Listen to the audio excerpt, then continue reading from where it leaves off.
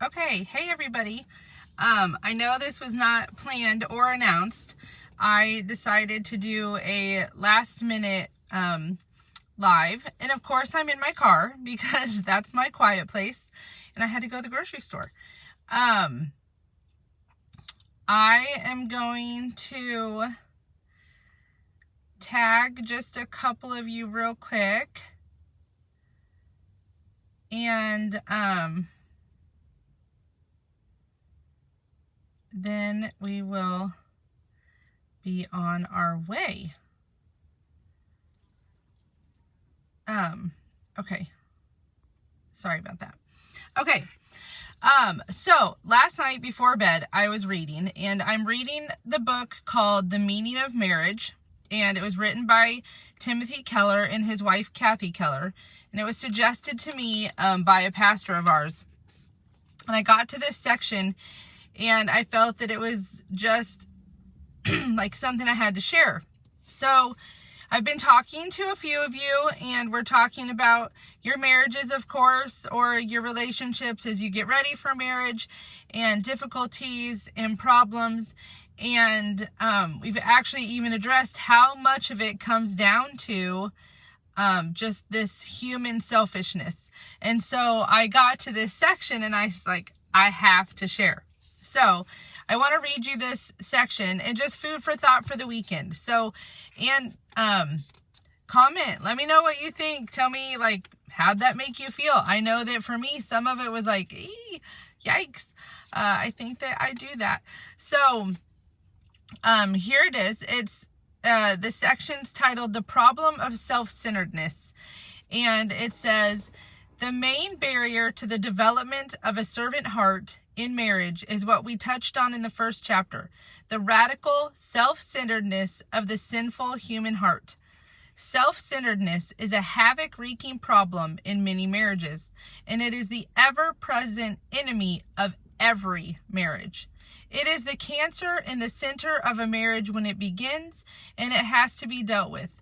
In Paul's classic description of love in 1 Corinthians 13, he says, love is patient and kind. It does not envy, it does not boast, it is not proud. It is not rude, it is not self-seeking, it is not easily angered, it keeps no record of wrongs. Repeatedly, Paul shows that love is the very opposite of self-seeking, which is literally pursuing one's own welfare before those of others. Self-centeredness is easily seen in the signs Paul lists: impatience, irritability, a lack of graciousness and kindness in speech, envious brooding on the better situations of others, and holding past injuries and hurts against others. In Dana Adam Shapiro's interview of divorced couples, it is clear that this was the heart of what led to marital disintegration. Each spouse's self-centeredness asserted itself, as it always will, but in response, the other spouse got more impatient, more resentful, harsh, and cold. In other words, they responded to the self-centeredness of their partner with their own self-centeredness. Why? Self-centeredness, by its very character, makes you blind to your own while being hypersensitive, offended, and angered by that of others. The result is always a downward spiral into self-pity, anger, and despair as the relationship gets eaten away to nothing. But the gospel, brought home to your heart by the Spirit, can make you happy enough to be humble, giving you an internal fullness that frees you to be generous with the other, even when you're not getting the satisfaction you want out of the relationship.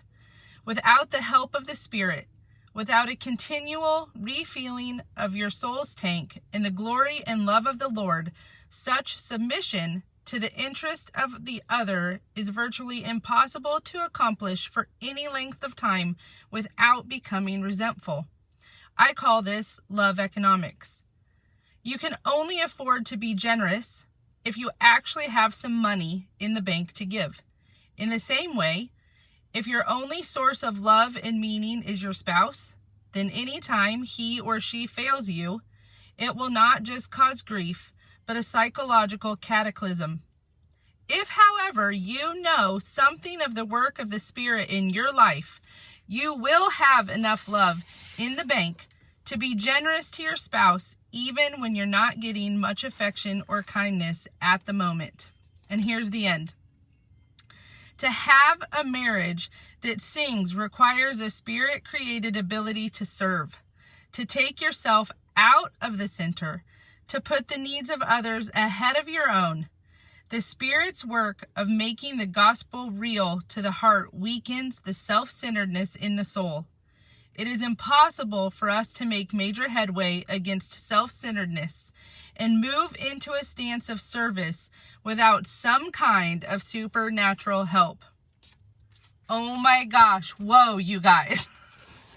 I read that and I was just like, oh man, right? Like, I see so much of myself in that. I could probably think of a million examples to share with you about just getting frustrated with my spouse, with my kids, honestly, with anybody, and just thinking like they're being so selfish. Like, I don't even want to be kind back to that. And then here it comes. Here comes my selfishness crawling out, and I'm giving it permission because I feel like I have a right to. And yet we don't. And when we pay attention to the Holy Spirit inside of us and in our hearts, and we allow the Spirit to fill us, we then know that our self-centeredness should not be what is coming out, and that we have the ability to love our spouse, our children, whoever the situation is with. We have the ability to love them through the power of the Holy Spirit. So I don't know. I hope that your mind is blown a little bit and that your heart is fully touched the way that I felt after reading that. This book, I want to show it to you because if you haven't read it, it's fabulous. The Meaning of Marriage by Timothy Keller and Kathy Keller. It is great. I could probably read you all the whole book. So, let me know if you enjoy stuff like that. I plan on sharing more as I feel like God kind of saying, okay, share that. Like, share that. So, that's my plan. So anyway, that was a quick pop in. I hope you guys are all doing great. The weekend is here. Woo!